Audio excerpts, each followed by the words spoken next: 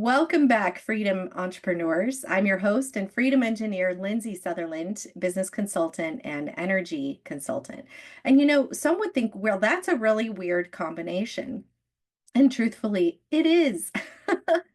I used to really have struggle with that, where I felt like I was pairing up with this masculine and female energy, especially in the car business, right? Lots of masculine energy there clashing with my female energy, and I was working towards balancing that.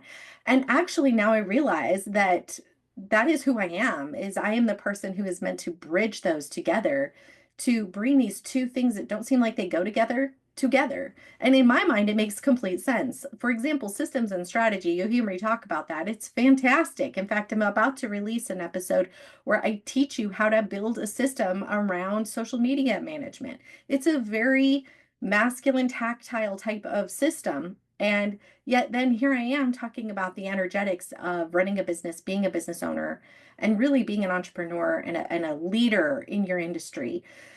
And it's because without balance, without knowing who you are, without being aligned with yourself energetically, your systems and strategies really will take you only so far. And I know this to be true. It is why you'll see some people in same industry, one blows it out of the water in Facebook marketing, Facebook groups, or something like that. Similar person, similar business, can't seem to get her group going. Well, why is that? Because Facebook groups isn't aligning with her. There's something blocking her from doing that. So my point is this, when it comes to strategies and systems, and listening to other people guide you, almost always every way is workable. Like what I mean by that is, when you're in business and you're searching online, you get ads that pop up, right? Let me tell you what's changed with Instagram, or here's my YouTube strategy and why it's the best. And this is, yeah, all these little things. Everybody's system and process will work. Okay. Hands down. I mean, really, I haven't found one that doesn't work. Obviously, it's working, or they wouldn't be sharing their philosophy with it. But it doesn't work for every person, because not every person is aligned with that solution energetically. So that's why energy and getting clear on who you are first will help guide you towards the system and the strategy that is going to work for you.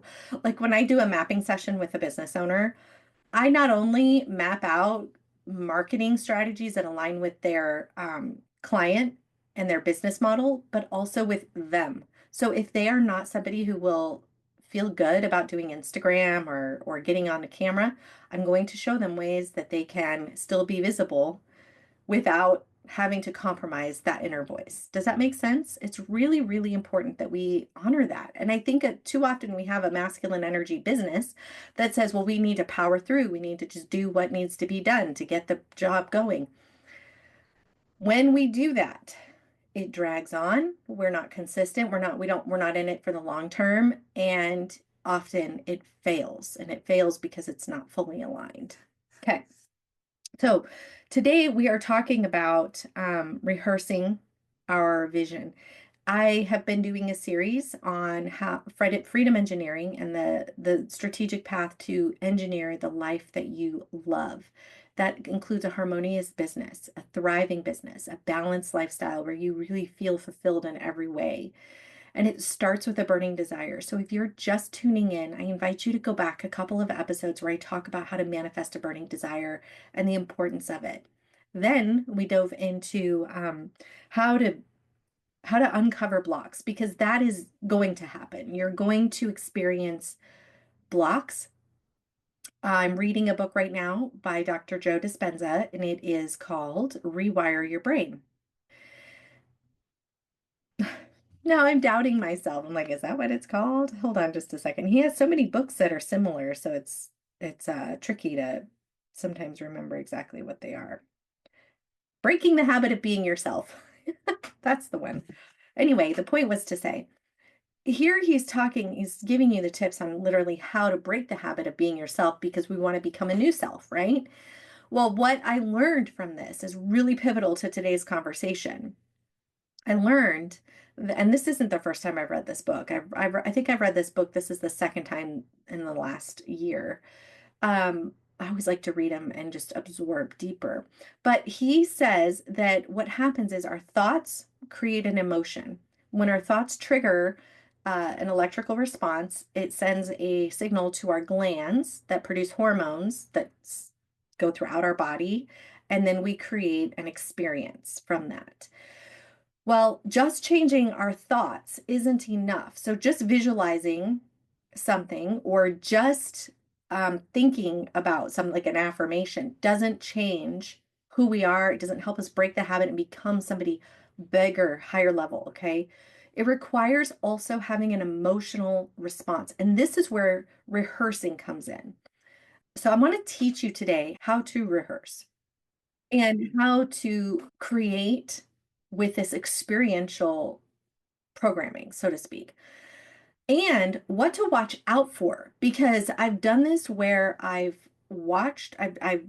done what I would call a rehearsal, but I hit a wall. And I want to tell you what that wall is and how to blow past it because it's really important. Literally, it is the difference between success and failure because this wall is extremely powerful. And it goes back to this whole thing. What he says in the book is eventually our body becomes the mind. So just like an alcoholic gets addicted to a drug or a caffeine addict. We're all caffeine addicts, so let's be honest, if we're drinking coffee in any way, shape, or form. You tea drinkers and herbalists are amazing.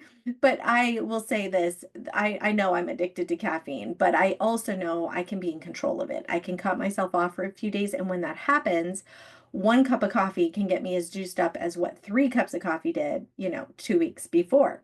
The reason for that, though, is because our body, our receptors within our body start to crave that level. And the same thing happens with negative thinking. The same thing happens with self-doubt. The same thing happens with victim mindset. But it can also happen with pure joy and positive love and vibrancy. Okay. So knowing this about your body is the way to hack your system. It's important. And I mean, I cannot stress it enough to understand this. It helps with twofold. It helps you when you hit that wall, and it also helps you to know that it is possible to have this on the flip side. Okay. Look at somebody who exercises. I was painting the other day with a friend of mine. She does a little painting class, and one of the gals in there was like, "Man, I have so much energy. I didn't get to exercise today." Her body craves the exercise. We can put ourselves in a position where we no longer crave these things that are holding us back. We can crave the things that are fueling us. This is the secret to freedom engineering, my friends, my lovely friends. Okay. So, how do we go about that? Well, go back and listen to Burning Desire because that's really important, and then learning how to be mindful of blocks. And now we're going to dig into once we're clear on those blocks and we've worked through them, just like I got said, we're clear at this point today, step 3. We are now clear on the life we are creating, the future of us. We could call it our higher self, we could call it our future self. I prefer to call it our true self. And the reason I say that is because of this. If it's in you, it's who you are meant to be. And when we say things like higher self or future self, it's almost as though it's separate from who we are right now. And it's like, well, when I get there, then higher self may be in another dimension or out of your brain in another level. Whereas future self is always going to be in the future. You're never going to feel like you can get there. This is saying I'm getting in alignment and I'm becoming my true self. My true self is already within you. Your true self is already within you. You do not need to really do anything other than give yourself permission to be that person. So it starts with getting clear on who you are, right? And that's where those last 2 steps really come in. So an interesting example, I got pulled this journal out. I can't really see it. Let me put it here. I pulled this journal out because this morning I was writing in my journal and I was going back. Well, I needed paper. And so I pulled this journal out to see if it had empty pages. And I realized I haven't written in this journal really since 2016. I wrote it once in 2024. So I had another journal that I was really filling out. So this one just got put on the shelf. What's fascinating, this is what's fascinating. I was reading another Joe Dispenza book back then, and it was called Evolve Your Brain. That's where I got the confusion earlier. The Science of Changing Your Mind. And I had written all these notes about it. And then I was putting it into practice, writing the greatest version of myself in an experiential way. And every day it was different. What I was doing as I was writing, I was letting myself energetically tune into this version of me that I saw in my mind and in my heart. And I was experiencing as if it was real. So rather than just sitting here closing my eyes and picturing it happening, so for example, I might say, oh, I want to drive a new car, and I might picture it. I might even put a picture of it up here. Not to say that isn't a helpful tool, it is. But and our brain will, with our reticulated activating system, our brain will attract us to the thing that our mind sees a lot of. Okay, that is definitely factual, but it happens faster when we tie emotion to it. And when we spend time elevating our energy to experience it. Um, so, some of the science that backs this up talks about how our atoms in like quantum physics is just so fascinating. But atoms, which are within us, are all around us, are bouncing in and out of present. Okay. And as we imagine and experience something, our brain doesn't know the difference between what we think it is, what we're telling it is, and reality. And we are programming our neurons to see more of what it is that we're experiencing. So when we stay stuck in victim mindset, when we stay stuck in lackful thinking, or when we stay stuck in sadness, sorrow, depression, it's so hard to pull ourselves out. Trust me, my friends, I know. I've been in those places. I'm going to give you a tip. If you struggle with depression, when we first moved up here, I got very depressed. I will admit I thought about suicide many times. I wasn't in a place that I could afford help. I didn't really wasn't in a place where I felt comfortable reaching out to anybody for that matter. I would sit outside and I remember I used to go with I had a friend of mine that was, well, she was my thought coach when I was 19. She became a friend and a leader in my life. She was a big part of AA, and I used to go to meetings with her, even though my dad was the alcoholic and I wasn't. It was still, I thought, worthwhile to go and understand the healing process. And it was part of my journey too. And they're just for just for today, I will stay sober is their focus. I applied that to myself in that frame of depression. Just for today, I will find one thing to be happy for. Just for today, I will get through this day. I mean, I literally did that. I would pray. I would, I remember being in the shower like, God, give me a reason to live today. Just for today, I want one reason to live. And then I would look for that reason. This is the important thing that helped me. My brain started to get rewired from looking for reasons to leave to looking for reasons to live. And it took me a while to pull out of it, but it does get bigger and better when you focus on it. So I remember I'll finish this up by telling you this story that really helped it make sense to me. I don't know if you've ever heard of Matt Kahn. He's on YouTube.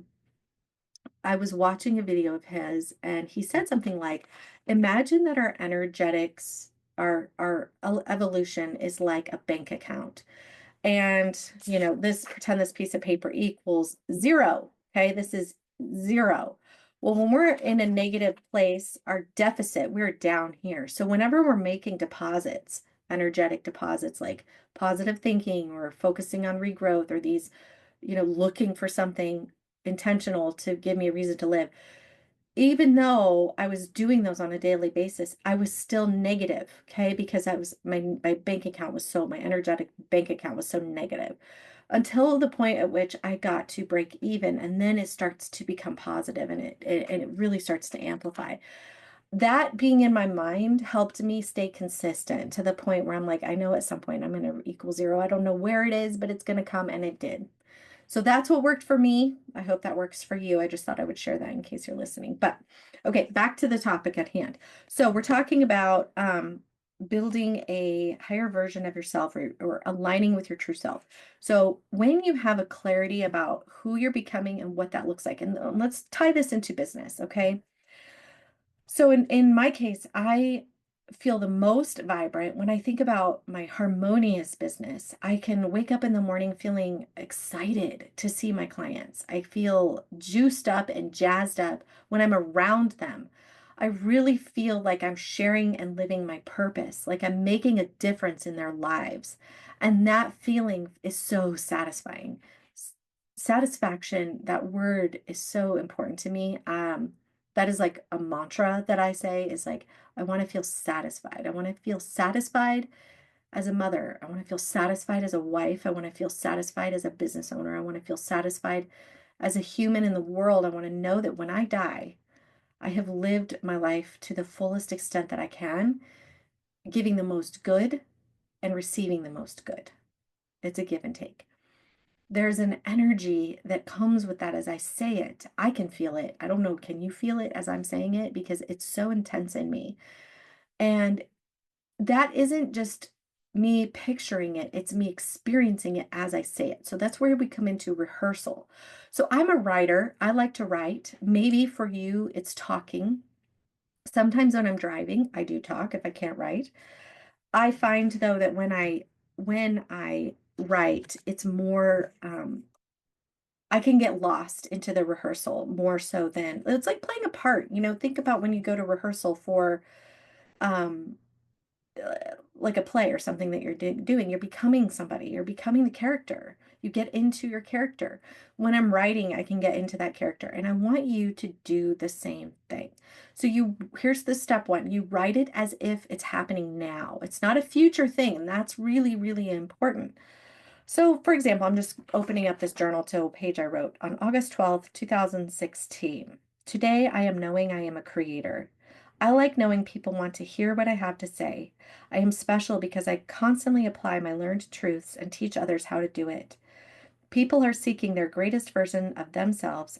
People who are seeking their greatest version of themselves are finding me and paying me for guiding them. I love mentoring others. It keeps what I teach fresh in my mind for practicing daily. I like the accountability it holds for me. I am so ready for this. So, I mean, that was 10 years ago almost. And I was speaking it as if it was happening in that moment. But in that moment, for real, I was working at a job that I really hated. I was living somewhere with this burning desire to live somewhere else. And I could have focused on my reality. I could have written about, like, oh, I'm really looking forward to the day when I get to leave Arizona and go to Idaho. I'm really looking forward to the day when I can be doing something I love, like as if it's in the future. That's the key. You want to write it or speak it as if it's now. Now, the one caveat that I'll say is sometimes our brain will say, but it's not, and it feels like a lie.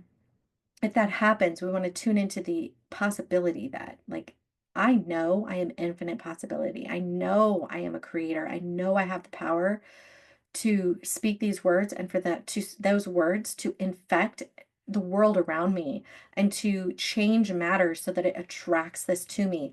And when that happens, this is what I'm going to feel. So see, I pump myself up so that I understand. I have to like remind myself how powerful my words are and why I'm saying them. And then it's almost giving myself permission to do it. Because our egos, I guess you could say, our psychology, our subconscious can really be a Debbie Downer. Okay, let me just say it like that. And Greg Braden was just talking on the School of Greatness. I was watching a video of him. He said, like Joe Dispenza says the body is the mind, and the way Greg said it was that our body becomes our subconscious mind. And I'm like, oh my gosh, that made even more clarity, more sense. And it ties in with what I learned about our body craving. So when we have a negative thought pattern and we have it over and over again, like, I'm not good enough, people don't want to hear what I have to say, blah, blah, blah, we program our neurons to wire that way, thus producing electrical signals to produce hormones that create the experience of the result of that thought. Then we create lifestyle, like things in our life go, oh, see, that person didn't want to hear what I have to say. So it's true. People don't want to hear me. That's how it works. And we go through, and it just is like evidence that, oh, what I was thinking was true. And it confirms it. So we think it over and over again.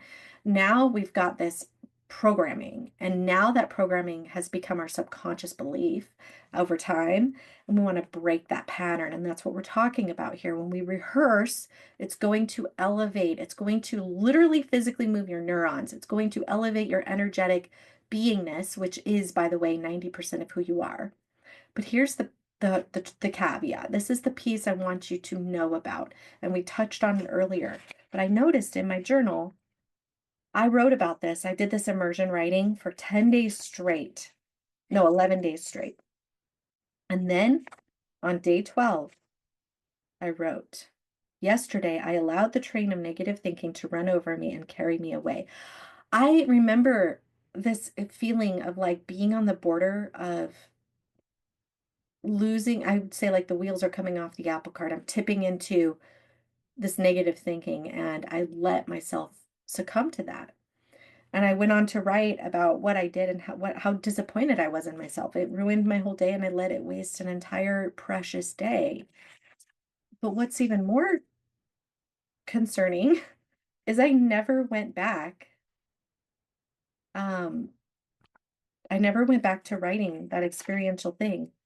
Now, what I did do though, because it was 2016, I remember this, is I was doing that experiential thing on the way to work for, I would say, like roughly an hour. I would have to drive to and from work.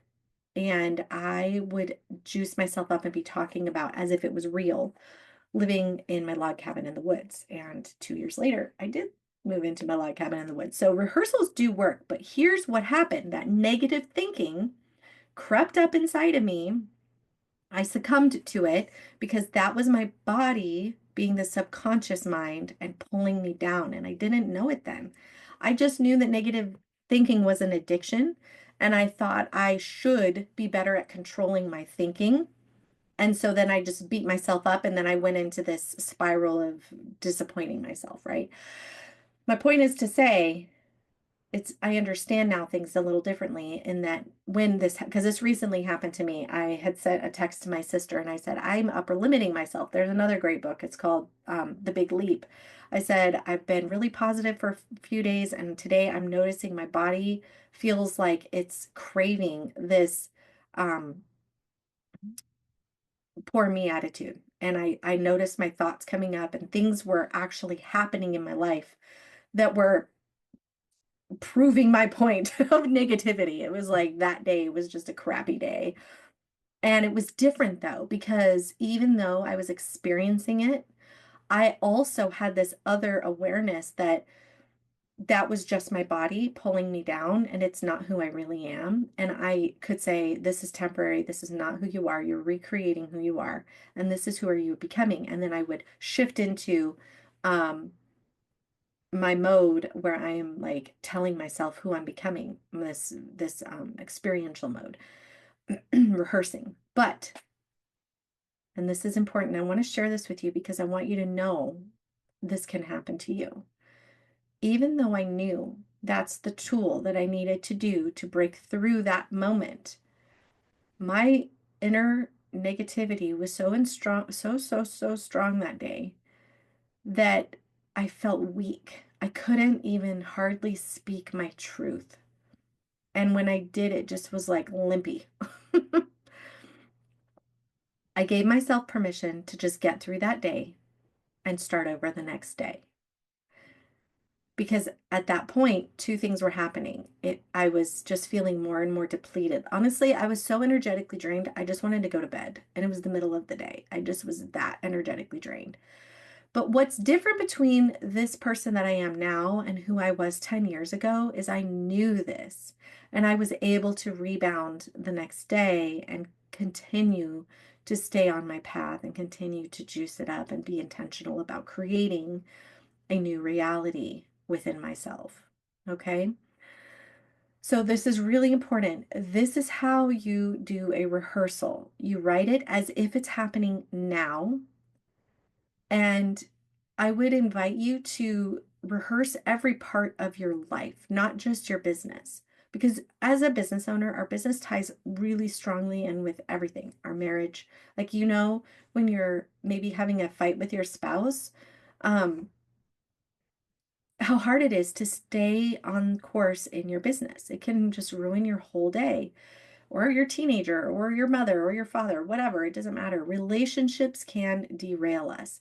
The whole point of freedom engineering is about engineering our energy and being an energetic engineer. That is legitimately where freedom stems from. Because when we have that clarity, the confidence, and the consistency, we'll call it the three C's: clarity, confidence, and consistency, we will achieve everything our heart desires in just a matter of time. However, when we lose one of those legs of the milk stool, as you may say, it will slow everything down. And that's why this is so powerful and so important. And if something comes up in your life, and it will, like something will, this is not a if maybe, it's a if when. When something comes up in your life that seems like a barrier. So let's say, for example, your energetics has been rising so strongly. You are becoming that powerful person that you've desired. Suddenly, your spouse out of left field is angry at you and you can't even figure out why. Like your head is spinning. You're like, where is this coming from? Why does that happen? Because as we grow, it makes other people around us feel uncertain and uncomfortable and out of their safety zone. So they often will lash out. Their subconscious mind will lash out and hold you back. Again, same process. Stay true to yourself. Remind yourself of your experiential rehearsal, and give them some grace because they don't quite know what's going on. They're energetic beings too, and they're unaware of this change that's happening in you. And maybe share with them what's happening with you, and that maybe that's why they're feeling uncomfortable, or find a way if you can to reassure them, to help them understand that you're really not going anywhere. You're just changing and evolving, and that they're feeling it. Now, I have shared that with my husband in the past, and he did not understand. So, take it with a grain of salt. You can make your best effort, but stay the course, because eventually they get accustomed to your new vibration and everything will get back to normal. So, all right, my friends, I'm going to wrap this up today by inviting you to take action on this. If you haven't already gone back and listened to those last two episodes, please do. And then your homework is to start doing a rehearsal conversation daily. Even better, brownie points if you can do it morning and night. And there's a really fun tool, and if I get the time to make this video that I'm thinking of, I will show you how to make a mind movie. And it's a great way to help you get into that rehearsal mode. But I'm going to tell you something. I had a mind movie about moving to Idaho that was so vivid and so real that when we drove through Idaho, there were places I felt like I'd been to that I had never been to. I was so crystal clear on it. That's because I had such a strong burning desire. So I want that for you. I want your life to unfold like magic. I want you to experience life full of vibrancy and aliveness. And I want you to wake up every day feeling excited to tackle the day, to just live and experience the world around you, and to embrace the love and the self-growth that you deserve within yourself. That is what I want for you, my friends. And I would love for you to connect with me on Instagram or Facebook. Let's be friends. Start the conversation. Say hello. I will make sure to link my socials in the comments or in the description. All right, guys, until next time, bye for now.